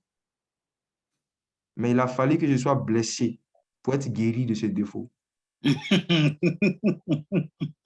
Padre, même Dieu ne donne pas son numéro à tout le monde. Même au temps de Jérémie, il n'a pas dit « Invoquez-moi, je vous répondrai ». Il a dit à Jérémie « Invoque-moi, je te répondrai ». Beaucoup de gens aujourd'hui prient, parlent à Dieu, Dieu ne leur répond pas. Même Dieu, qui n'est pas Dieu qui est omniprésent, qui peut faire tout, Dieu ne répond pas à tout le monde. Mais à un moment, je pensais que j'étais obligé de répondre à tout le monde. Alors que même Dieu ne fait pas ça. C'était un manque de sagesse. Je pensais que c'était l'amour. Souvent, le manque de sagesse ressemble à l'amour. Donc, pour pouvoir me guérir de ce défaut, Dieu m'a blessé. Maintenant, je suis guéri. Derrière chaque blessure que vous vivez, cherchez la sagesse. Il y a forcément un enseignement. Il y a un défaut que Dieu veut corriger. Il y a des sœurs, elles donnent leur cœur aux gens trop vite. Un peu de je t'aime, tu me plais, tu as la crainte de Dieu, on va se marier. Bro, elles sont en relation, elles sont en couple. Elles sont en couple. Jeûne et prière. Je te dis, on va les blesser. Quand elles seront blessées, elles seront guéries. Et par leur meurtrissure, d'autres sœurs vont recevoir la guérison. Amen. Quand elles seront en train de raconter aux autres sœurs comment elle les a blessées, dans la précipitation à rentrer dans une relation amoureuse, d'autres sœurs seront guéries de ces défauts aussi. Par vos meurtrissures, d'autres personnes vont recevoir la guérison. Chaque blessure est une guérison cachée. Chaque blessure est une guérison. Soit pour la personne qui est blessée, ou bien pour d'autres personnes qui vont entendre le témoignage de cette blessure, ça va guérir forcément. C'est la folie de Dieu. La folie de Dieu. On va prier, j'ai fini. Wow. Et Jésus grandissait en sagesse. J'aimerais vraiment qu'on demande au Seigneur cette année de nous faire grandir en sagesse. Lorsque nous allons aller méditer sur notre propre folie, lorsque nous allons méditer sur la folie des anges, sur la folie de Dieu, que Dieu nous fasse grandir en sagesse par la connaissance de la folie, comme Salomon l'a dit dans l'Ecclésiaste. Que Dieu nous fasse grandir en sagesse. Prions le Seigneur. Père éternel, merci pour ta grâce, merci pour ton amour, merci pour ce soir. Merci pour ta parole, merci pour ton amour. Je te recommande, Saint-Esprit. Nous avons besoin de grandir en sagesse. Mon cœur, celui de mes frères et sœurs, nous voulons grandir en sagesse, en statut et en grâce. Nous voulons, Père éternel Dieu, connaître davantage la folie, connaître davantage la stupidité de la sottise. Nous voulons connaître ces choses, Saint-Esprit, afin que nous puissions grandir en sagesse, en statut et en grâce. Seigneur, je prie pour toutes ces personnes, Père éternel Dieu, qui ont des blessures qu'ils ont eues ou qu'ils ont, mais duquel ils n'ont jamais tiré de sagesse. Je prie pour toutes les personnes, Père, qui ont des blessures, desquelles ils n'ont jamais tiré des leçons de sagesse. Qu'aujourd'hui, Père éternel Dieu, à travers ce message, que tu puisses produire une conviction de folie dans les cœurs, Seigneur. Pour toutes ces personnes, Père éternel Dieu, qui ont régulièrement obtenu de mauvais résultats dans un domaine, mais qui n'ont jamais cherché la raison des choses. Je veux prier, Père, que tu nous éclaires chacun de nous sur la folie qu'on manifeste. Sur la folie qui est en nous, Seigneur. Et que cette année 2023, que d'ici la fin de l'année, nous puissions rendre témoignage, comme Luc de Jésus, que nous avons grandi en sagesse, en statut et en grâce, devant Dieu, devant les hommes. Merci pour ta grâce, Père, au nom de Jésus. Amen. Amen, Padre. Merci beaucoup. Merci beaucoup. Que Dieu te bénisse. Merci. J'ai fini. Oh là là, que le Seigneur te bénisse. Amen. Que le Seigneur vraiment ajoute des bénédictions dans ta vie, dans ton ministère.